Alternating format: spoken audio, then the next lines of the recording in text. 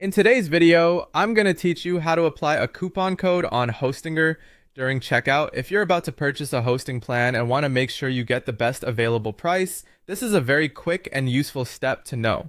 Applying a coupon code on Hostinger only takes a moment, but it can help reduce your total before you complete your order. I'll walk you through the process clearly so you can follow along without any confusion.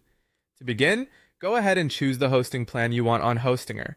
Once you've selected the option that fits your needs, continue through the purchase process until you reach the checkout page. This is the page where you'll see your order details, pricing, and the final total before payment. Take a second here to review the plan you selected so you know everything looks correct before applying any discount.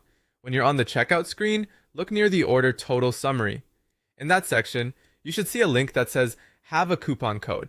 This is the area Hostinger uses for promotional discounts, and it can sometimes be easy to miss because it appears close to the pricing breakdown.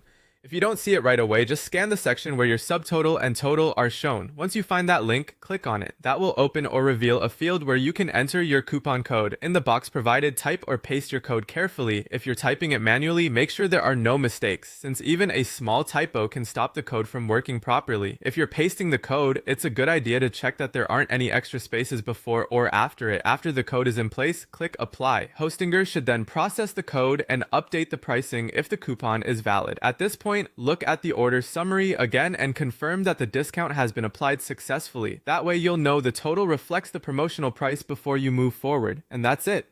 You've successfully applied a coupon code on Hostinger during checkout. It's a simple step, but it's always worth doing before you pay, especially if you have a valid offer ready to use.